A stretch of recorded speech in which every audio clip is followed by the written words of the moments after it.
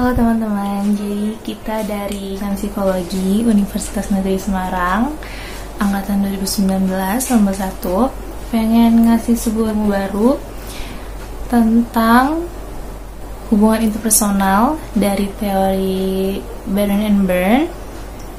Dan kita bakal nyangkut pautin teori tersebut sama situasi pandemi saat ini. Nah sebelum itu kita bakalan perkenalan dulu. Langsung aja ke anggota kelompok kita yang pertama. Saya Nur Humairo dengan NIM 15114190018. Saya Alfiana dengan NIM 151190020. Saya Dwi Tayani Kartika Putri Dira Darmika dengan NIM 1115419035. Saya Tiara Wanisa Pamarti Siwi dengan NIM 15114190043. Nah, pertama-tama kita bakal ngejelasin gimana situasi dan kondisi terkait pandemi COVID-19 ini di Indonesia. Bakal ada Dira yang ngejelasin tentang situasi dan kondisi saat ini. Halo teman-teman. Bentar dulu deh. Udah pakai masker kan? Udah bawa minum? Hand sanitizer? Udah bawa dong ya pasti. Nah, iya nih, jadi sekarang aku ini lagi di luar teman-teman, karena emang kebutuhan. Nah, untuk teman-teman yang juga punya kebutuhan di luar, lebih baik jangan lupa ya untuk mematuhi protokol kesehatan, seperti pakai masker. Jangan lupa sering cuci tangan juga ya. Bawa minum sendiri, biar sehat. Sih, kata orang-orang, COVID ini sangat berbahaya, gampang banget menular. Tapi ternyata ada kebutuhan-kebutuhan penting yang kita perlu lakukan di luar rumah. Di masa transisi inilah kita diperbolehkan untuk beraktivitas di luar rumah, tapi jangan lupa untuk mematuhi protokol kesehatan. Nah, di masa itu disebut sebagai masa new normal. Kalian tahu nggak sih new normal itu apa? New normal adalah masa di mana kita diperbolehkan untuk beradaptasi di luar rumah atau beraktivitas. Teman-teman, di beberapa hari belakangan ini setelah penerapan new normal, ada banyak nih peningkatan yang dialami oleh pengidap penyakit COVID-19. Nah, jadi untuk teman-teman yang ada di rumah atau sedang beraktivitas di luar, tetap jaga kesehatan ya. Jangan lupa terapin protokol yang tadi. Pakai masker, bawa minum, dan hand sanitizer. Nah, kalau sudah sampai rumah, teman-teman lebih baik langsung mencuci tangan, mencuci baju, dan juga jangan lupa untuk mandi. Biar bersih dan terhindar dari virus. Oke teman-teman? Nah, itu aja dari saya. Nah, selanjutnya akan dijelaskan materi oleh Alfi. Bye-bye! Baik, selanjutnya saya akan menjelaskan mengenai teori hubungan interpersonal. Pertama-tama saya akan memberikan definisi mengenai hubungan interpersonal. Jadi, hubungan interpersonal adalah interaksi yang dilakukan oleh dua orang atau lebih. Dan dalam menjalin hubungan ini biasanya dimulai dengan proses interpersonal attraction. Menurut Baron dan Byrne, interpersonal attraction adalah penilaian terhadap sikap orang lain yang dipengaruhi oleh beberapa faktor.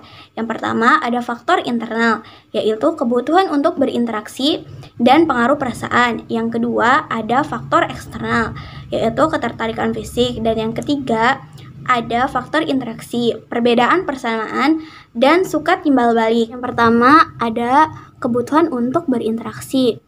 Yang satu ini pasti teman-teman sering dengarkan bahwa manusia adalah makhluk sosial. Nah, saya akan menjelaskan mengenai faktor yang pertama, yaitu faktor internal.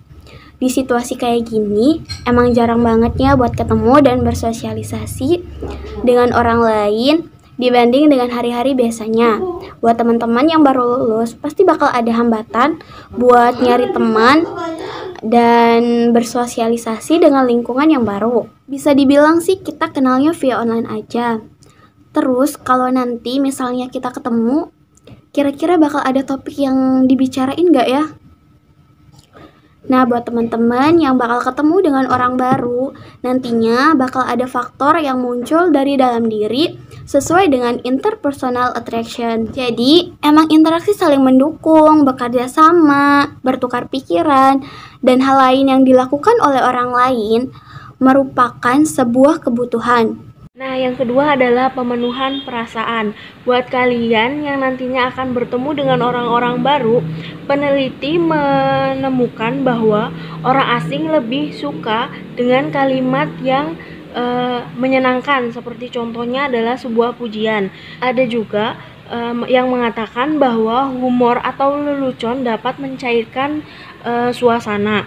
Jika kalian melakukan dua hal itu, yaitu memuji dan membuat sebuah lelucon atau humor, maka orang tersebut akan lebih mudah untuk berinteraksi dengan kita dan bersifat lebih terbuka, sehingga kita bisa menjadi lebih dekat dengannya. Namun sebelum melakukan kedua hal itu, kita juga harus melihat dulu bagaimana kondisi dan suasana saat itu. Nah, selanjutnya adalah faktor eksternal. Faktor eksternal yang penting adalah daya tarik fisik, karena dianggap bahwa orang yang menarik memiliki karakteristik yang lebih positif. Sebagai contoh, ketika kita dihadapkan dengan orang-orang baru, pastinya kita akan memilih orang mana yang kiranya bisa kita ajak berkenalan dan berinteraksi. Namun kita juga harus ingat, don't judge a book by its cover. Maksudnya adalah jangan menilai seseorang hanya dari covernya saja, karena menarik itu sebenarnya relatif. Seseorang yang menarik untuk kita belum tentu menarik untuk orang lain. Begitupun sebaliknya, ketika kita menganggap seseorang tidak menarik, belum tentu orang lain menganggap orang tersebut juga tidak menarik.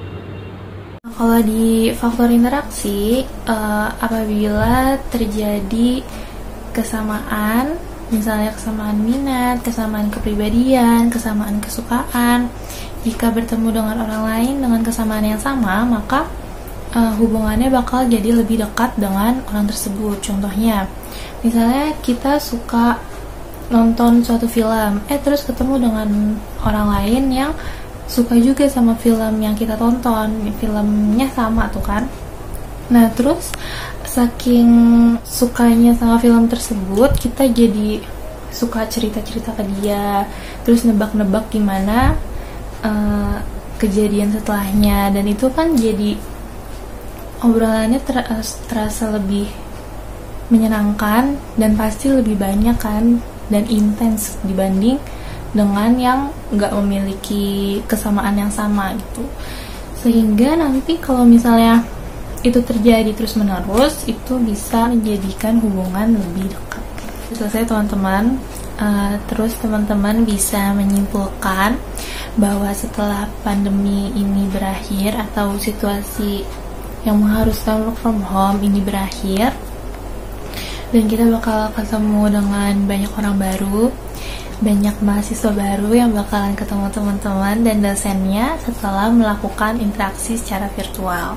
Banyak juga teman-teman di SD, SMP, dan SMA yang langsung punya adik kelas baru, dan orang-orang lainnya yang bertemu dengan banyak orang baru. Semoga penjelasan dari kita tadi mudah dimengerti dan bermanfaat. Buat teman-teman yang udah nonton video ini sampai selesai, kita ucapkan terima kasih banyak. Dan lagi, semoga yang tadi kami sampaikan semuanya jelas, mudah dipahami, dan semoga bermanfaat. Kemudian pesan dari kami, kalau misalnya gak terlalu perlu keluar rumah, mending gak usah keluar rumah dan stay at home aja. Bantu kita buat pandemi ini cepat berakhir. Terus kalau teman-teman benar-benar perlu banget keluar rumah, tolong laksanain protokol kesehatannya, kayak pakai masker, terus bawa hand sanitizer, terus jaga jarak, dan hal-hal lainnya yang dianjurkan. Semoga situasi pandemi ini segera berakhir dan semoga keadaan kita lekas membaik. Sekian dari kami, sampai jumpa lagi.